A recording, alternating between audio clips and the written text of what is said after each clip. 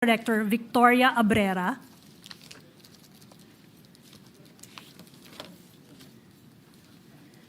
Mr. Edsel Marbella of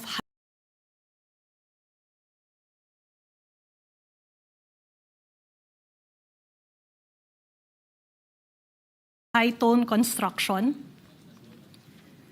Mr. Alex Abelido of Legacy Construction, Mr. Ernie Bagao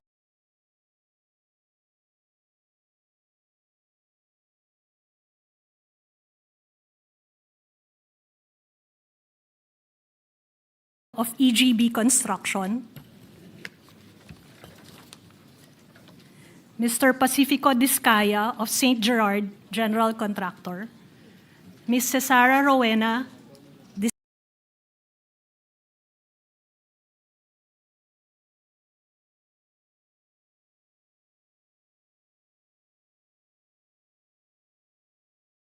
Discaya of Alpha and Omega General Contractor. Those are all, Your Honor. Thank you. Kindly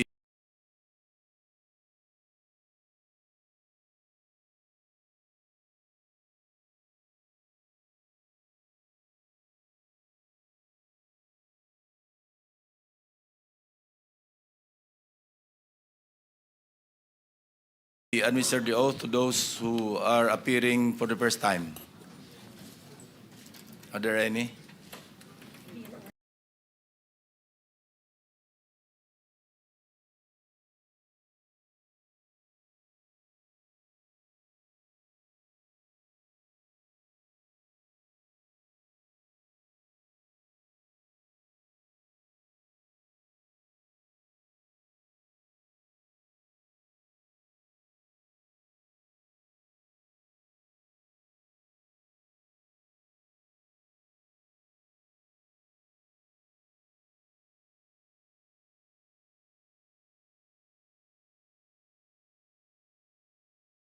Ayan. Kindly stand up. Thank you. Kindly raise your right hand. Do you solemnly swear to tell the truth, the whole truth, and nothing but the truth in this proceeding? Yes.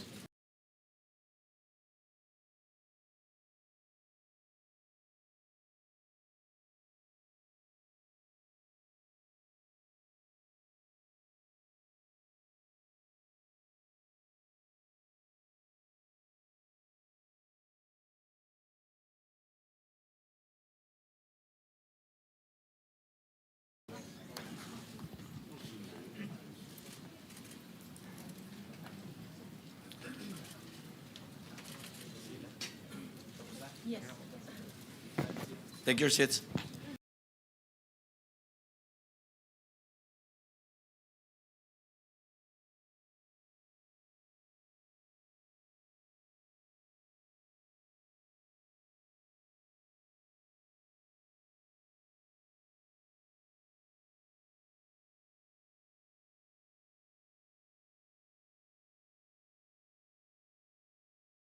Yeah.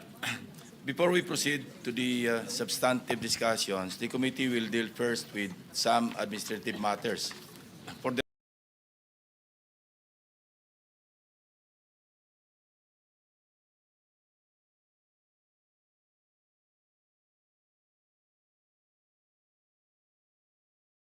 record, the members of the House of Representatives implicated by the Discaya spouses, as well as Congressman Martin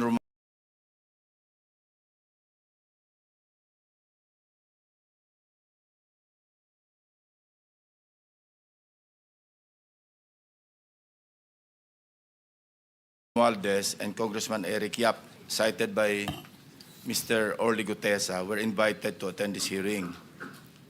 Incumbent congressmen were invited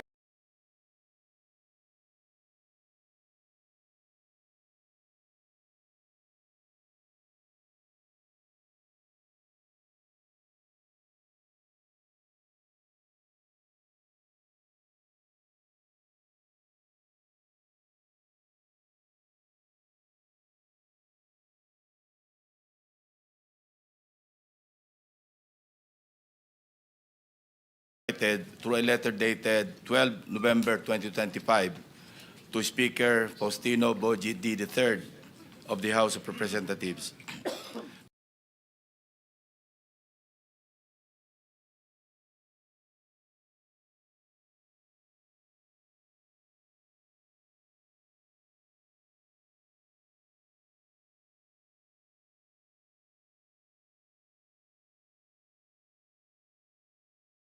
Now, according to Speaker D, the members will not be appearing before the committee today in order to avoid any possible prejudice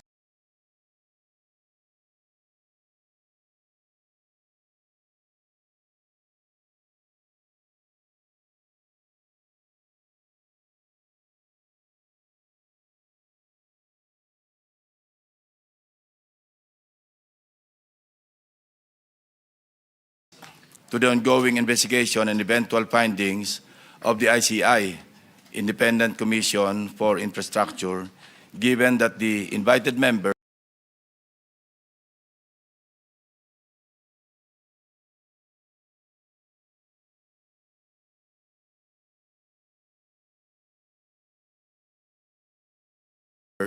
have already submitted themselves to its jurisdiction and proceedings. Mr. Saldico was similarly invited to appear before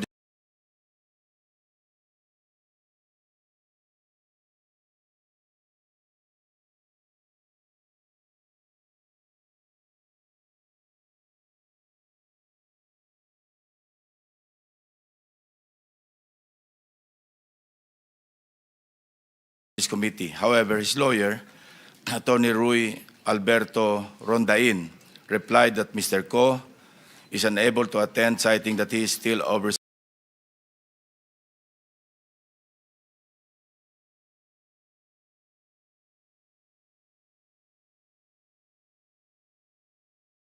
due to medical reasons. Let me state clearly that this committee takes strong exception to the statement made by Attorney Rondain, specifically his apprehension, and I quote,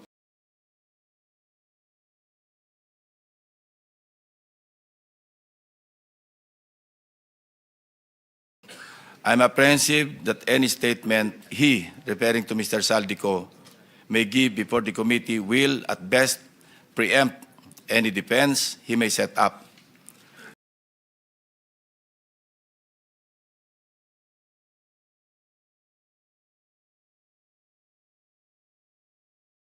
Our invitation was directed to Mr. Ko himself, not to his lawyer. Suffice it to say that Article 1, speaking of jurisdiction, Section 2 of the Rules of the Blue Ribbon clearly states, and I quote, "The filing or pendency of any prosecution or criminal action shall not stop or abate any inquiry to carry out a legislative purpose." Several of the invitees were also sent their excuse letters.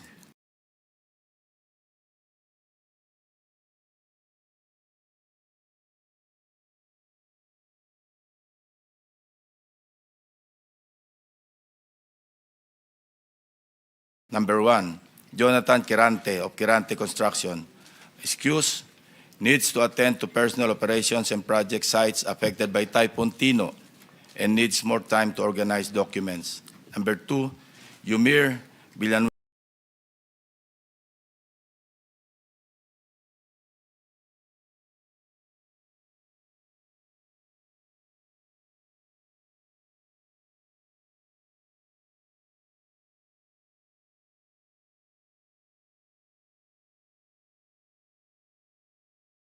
of Top Notch Catalyst Builders. Excuse, prior engagement. Number 3, Engineer RJ Dumasig. Excuse, scheduled appearance at the DOJ at 1 p.m. today. The following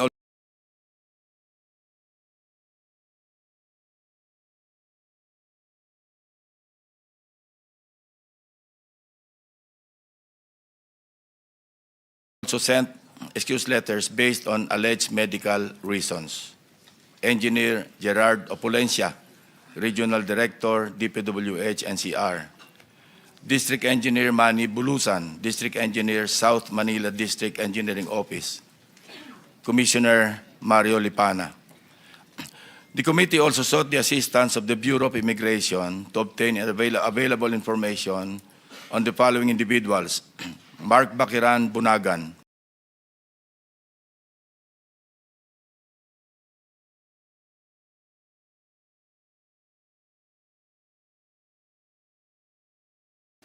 Alan Colesio, John Paul Estrada, Orly Regala Gutesa, and Mark Texay.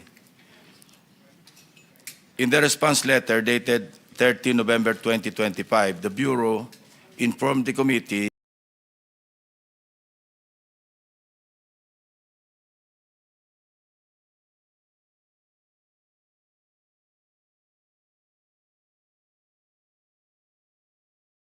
that there is no record of departure for Mr. Bunagan, Mr. Gutesa, and Mr. Tiksay.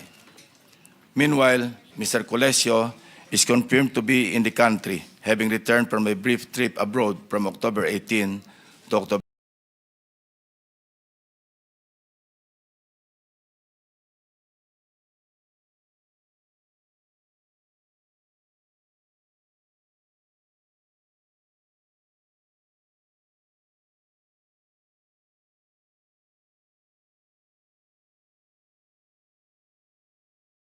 October 24, 2025. In the case of Mr. John Paul Estrada, the reported aide of Mr. Saldico, the BI reported that he left the country on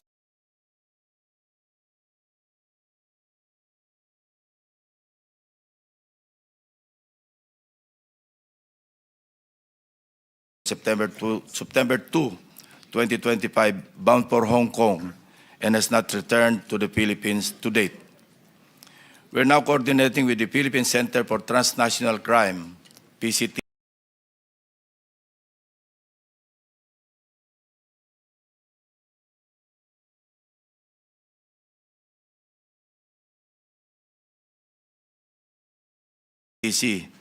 to coordinate with Interpol to track the movement or movements of Mr. John Paul Estrada as well as other persons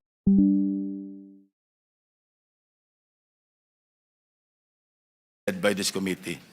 Lastly, this representation received a copy of an order dated October 24, 2025, penned by Carolina or Judge Carolina C. Ecasiano Sison, Executive Judge of the Manila Regional Trial Court, in relation to the investigation conducted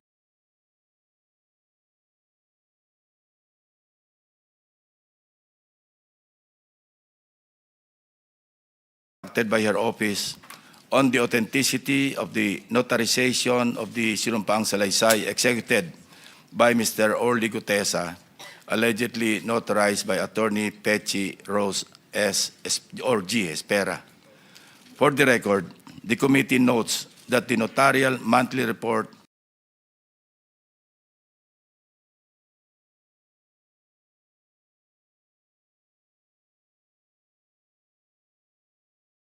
submitted by Attorney Espera covers notarized documents recorded under Notarial Book Number 3, specifically Book Number 3, Document Number 41-173, pages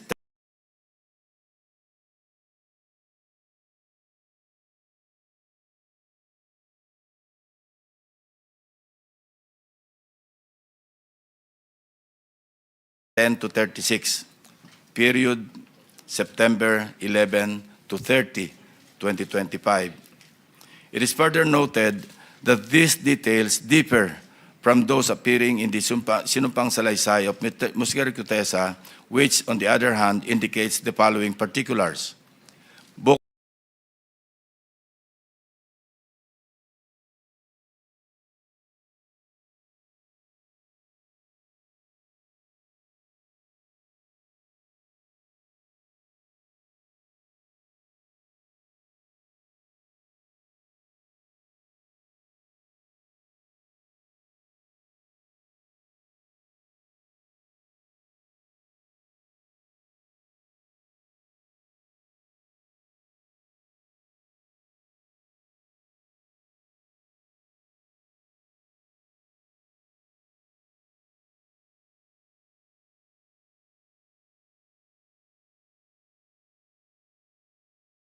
scheme pertaining to the collection and handoff of the commitments to the relevant public officers occur practically without any paper trail. A statement of facts available to all, applicable to all. Over the decades that I worked for the DPWH, it has always been my philosophy to form good working relationships between and among my bosses and our superiors, inferiors and our subordinates, and other colleagues, even without the promise or expectation of a reward or personal advantage. I would rather troubleshoot problems than develop enemies and immediately address all concerns. I would do this so that I can effectively perform my duties and responsibilities under the DPWH.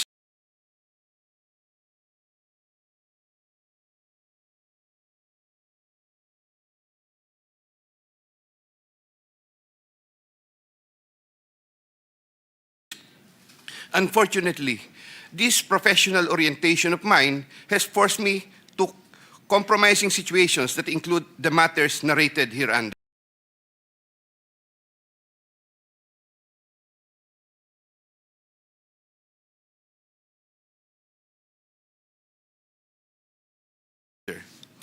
I reiterate my deep remorse and guilt for what I have done, and I am now animated by an honest desire to help rectify the institutional defects in the systems and operations,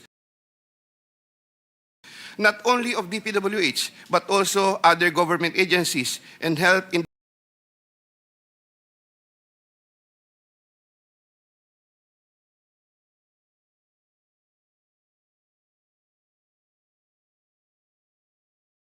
developing lasting and meaningful reforms.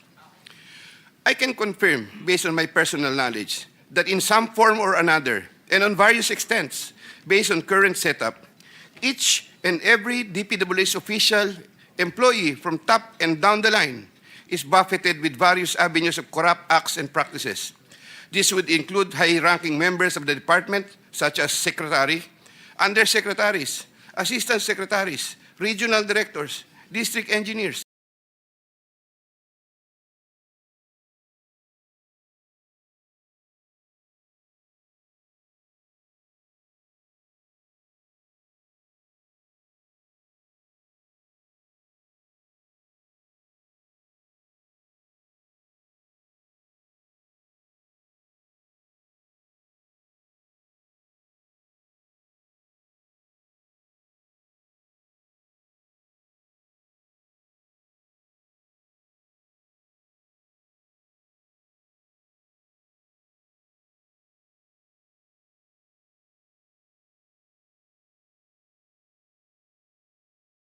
bids and awards committee members, engineers, inspectors, and all the way down to laborers. This is also true for several top officials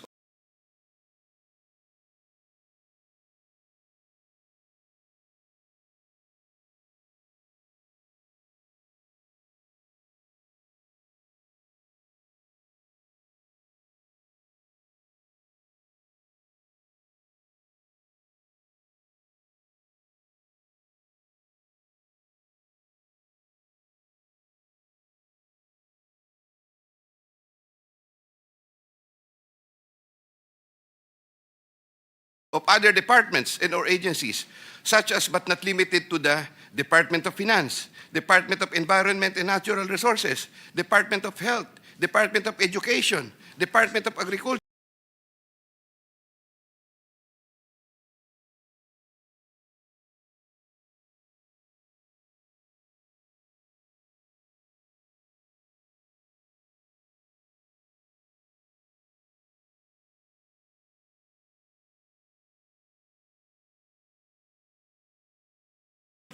Department of Agrarian Reform, Department of Transportation, Philippine Charity Sweepstakes, Philippine Coconut Authority,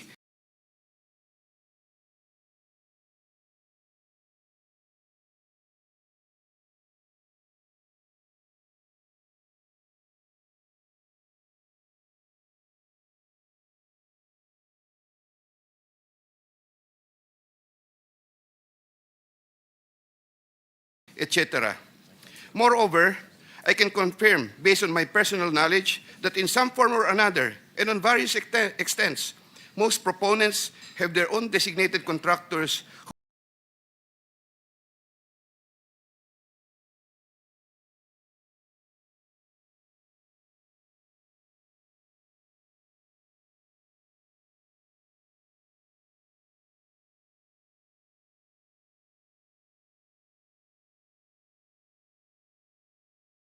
who will take on the projects for the former's benefit and advantage. Sometimes, other proponents would request me to suggest contractors for them.